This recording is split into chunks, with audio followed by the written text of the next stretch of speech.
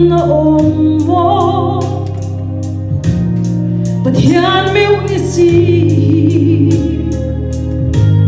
Engtia thei mô sinh mi đô la ya đã chui xoa kia mô si lô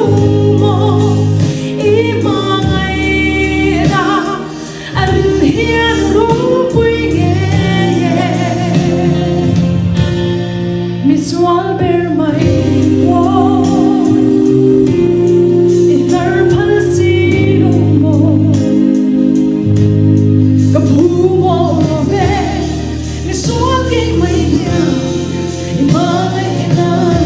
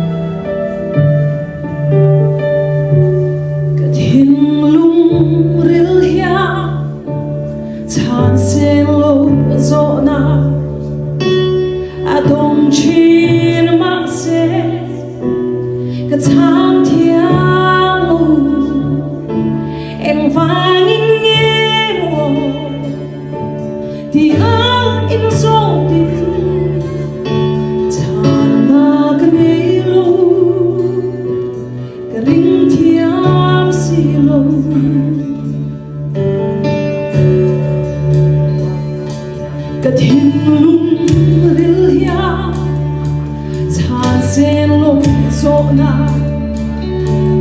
adom chin ma se ka tham thiam em vang nghe thì anh in zo đi chả ma cái lu cái linh thiam si lo vì ven sông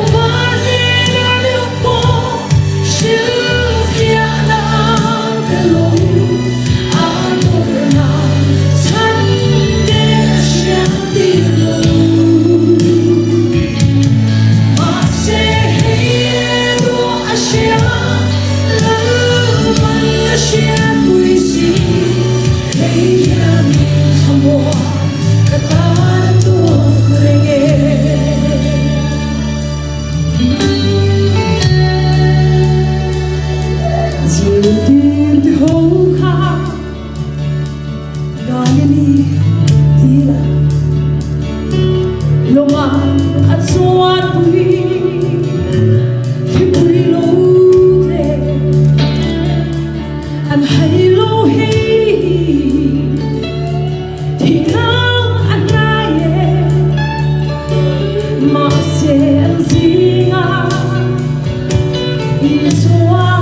thei Mizo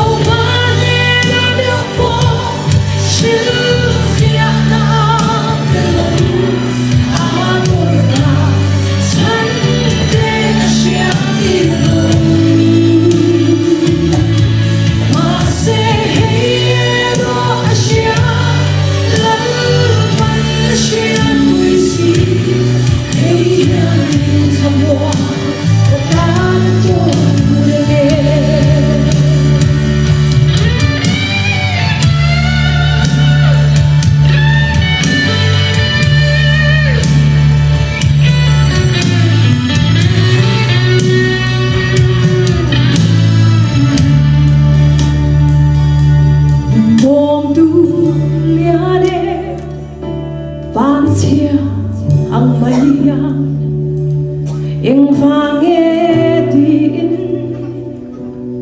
cái in số chi dẫu ai anh ngô lên vang cái gió thì tôi nghe lên vang đưa về mình phải sống và đi đã được phố chứ